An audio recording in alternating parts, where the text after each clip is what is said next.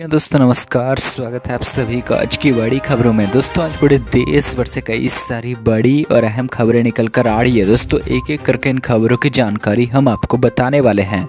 दोस्तों उससे पहले आप सभी को बता दें, अगर अभी तक आपने इस चैनल को सब्सक्राइब नहीं किया है तो चैनल को सब्सक्राइब करें, साथ में दोस्तों बेल आइकन को जरूर दबाएं। तो चलो दोस्तों पहले अपडेट की बात करते हैं। मोदी सरकार का बड़ा ऐलान, 7 लाख घरों को देगी फ्री डिश टीवी की सौगात, खुश हो उठे लोग।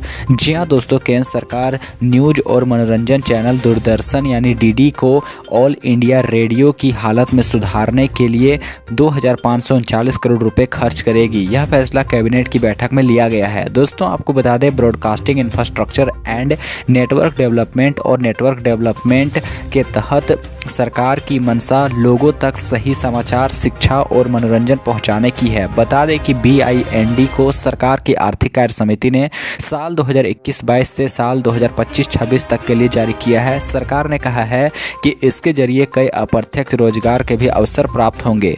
दोस्तों आपको बता दें, दूरदर्शन और AIR का संचालन प्रसार भारती द्वारा किया जाता है। सरकार चाहती है कि बदली ब्रॉडकास्टिंग टेक्नोलॉजी के साथ दूरदर्शन और एयर के इंफ्रास्ट्रक्चर को भी मॉडर्न किया जाए। इंफ्रा को अपडेट करने के लिए सरकार 2539 करोड़ रुपए खर्च करेगी।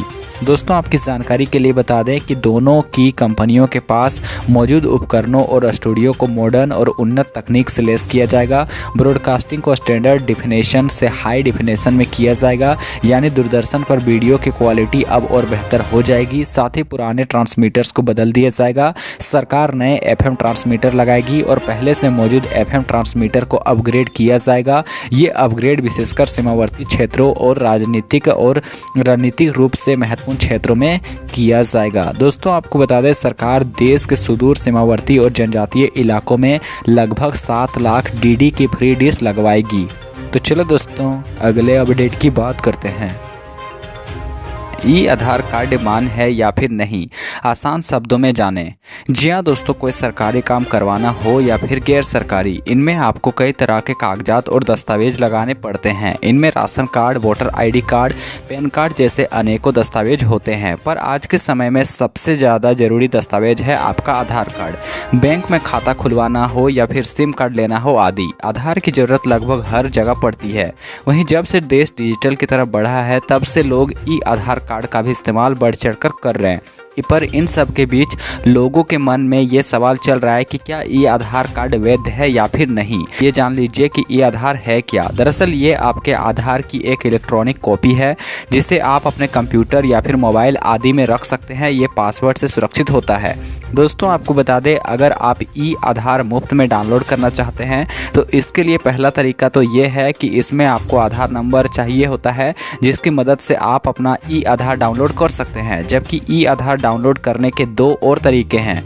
इनमें दूसरे तरीके में आप एनरोलमेंट नंबर की मदद ले सकते हैं। जब आपने आधार कार्ड बनवाया होगा तो आपको एक स्लिप मिली होगी जिसमें ये नंबर होता है। वहीं तीसरे तरीके में आप वर्चुअल ID की मदद से भी अपने आधार को डाउनलोड कर सकते हैं।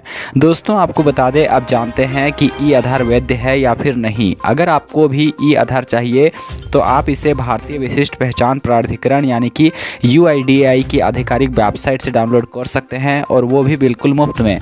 दूसरी तरफ इसकी वैधता को लेकर UIDAI कहता है कि आधार अधिनियम के तहत आधार कार्ड पूरी तरह से वैध है और लोग इसका इस्तेमाल कर सकते हैं।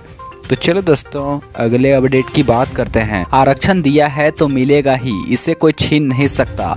OBC रिजर्वेशन पर सुप्रीम कोर्ट के फैसले से खुश हुए CM योगी और डिप्टी CM। जी हाँ दोस्तों, नगर निकाय चुनाव में OBC आरक्षण को लेकर सुप्रीम कोर्ट की तरफ से यूपी सरकार को बड़ी राहत दी गई है।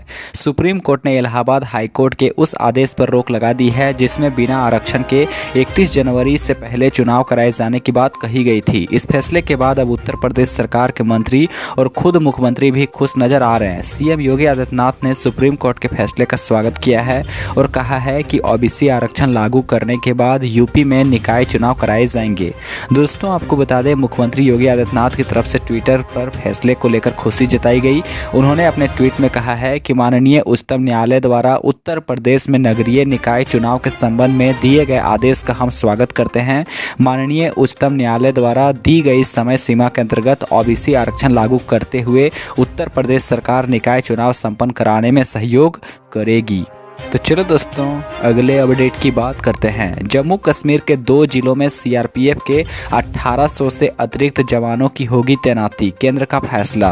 जी हां दोस्तों, केंद्रीय रिजर्व पुलिस बल राजौरी के जिले में हाल के आतंकी हमलों में नागरिकों की हत्याओं के मद्देनज़र अतिरिक्त 18 कंपनियों यानी कि 1800 से ज़्यादा सैनिकों की जम्मू और कश्मीर में भेजेगी। दोस्तों आपको बता दें, सूत्रों के मुताबिक सैनिक पुंछ और राजौरी जिले में तैनात किए जाएंगे। जम्मू कश्मीर के राजौरी जिले में 2 आतंकवादी घटनाओं में 2 नाबालिग चचेरे भाई बहनों सहित 6 लोगों की मौत हुई थी। दोस्तों आपको बता दें, न्यूज एजेंसी ANI के मुताबिक सीआरपीएफ की 8 कंपनियां जल्द ही जम्मू कश्मीर में तैनाती जगह के नज़दीकी स्थानों से तैनात की जाएंगी, जबकि सीआरपीएफ की 10 कंपनियां दिल्ली से भेजी जा रही हैं। तो चलो दोस्तों अगले अपडेट की बात करते हैं। कोरोना महामारी का असर, जनवरी 2020 के बाद 1.4 करोड़ लोगों ने कमाया रोजगार, CMIE का आंकड़ा। जी हां दोस्तों, देश में रोजगार के मोर्चे पर भले ही सुधार देखा जा रहा हो, लेकिन इसको कोविड पूर्व स्थिति में पहुंचने में अभी भी वक्त लगने वाला है। एक आंकड़े के मुताबिक जनवरी 2020 में जितने लोगों के पास रोजगार था, अक्टूबर 2022 में उसके मुकाबले 14 मिलियन या फिर 1.4 करोड़ कम लोगों के पास रोजगार था। ये आंकड़ा केडा CMIE बुलेटिन के मुताबिक आया है। इस आंकड़े में 45 लाख कम पुरुष और 96 लाख कम महिलाओं का हिस्सा है। दोस्तों आपको बता दें, इस आंकड़े को संकलित करने और प्रकाशित करने का काम Ashoka university centre for economic data and analysis और centre for monitoring Indian economy ने संयुक्त रूप से किया है। तो चलो दोस्तों अगले अपडेट की बात करते हैं। कर्नाटक में क्या है बीजेपी का मेगा प्लान, इन समुदायों पर है खास फोकस। जी हां दोस्तों, कर्नाटक की सत्ता में फिर से वापसी को लेकर बीजेपी ने मेगा प्लान तैयार किया है। संगठन और सरकार में सोशल समीकरण के दम पर विधानसभा चुनाव जीतने का रोड मैप बीजेपी तैयार कर रही है। भावी रणनीति में सबसे बड़े हथियार लिंगायत समुदाय के साथ बोंगालिंगा समाज को भी साधने पर पूरा जोर लगाया जा रहा है। इसके लिए बीजेपी अपने लोकप्रिय नेताओं को मैदान में उतार रही है। गृह मंत्री अमित शाह हाल के दिनों में 2 दिन कर्नाटक रहकर आए हैं। दोस्तों आपको बता दें, गृह मंत्री ने कर्नाटक में पार्टी के ग्रास रूट नेताओं के साथ बैठक कर पार्टी की रणनीति को अमली जामा पहनाने का काम शुरू कर दिया है। दोस्तों आपकी जानकारी के लिए बता दें कि कर्नाटक में वापसी के लिए बीजेपी कोई कर कसर नहीं छोड़ना चाहती है, इसलिए एक के बाद एक बड़े नेताओं के दौरे लगाए जा रहे हैं। गृह मंत्री अमित शाह के बाद इस महीने बीजेपी अध्यक्ष JP नड्डा और PM नरेंद्र मोदी और साथ ही में महीने के अंत तक एक बार फिर से शाह का दौरा प्रस्तावित है। तो चलो दोस्तों अगले अपडेट की बात करते हैं। मोदी कैबिनेट ने ग्रीन हाइड्रोजन मिशन को दी मंजूरी, यह है मकसद। जी हां दोस्तों, PM मोदी के नेतृत्व में बुधवार यानी 4 जनवरी को हुई कैबिनेट की बैठक में महत्वपूर्ण निर्णय लिए गए हैं। केंद्रीय मंत्री अनुराग ठाकुर ने बताया है कि नेशनल ग्रीन हाइड्रोजन मिशन को केंद्रीय मंत्रिमंडल ने मंजूरी कर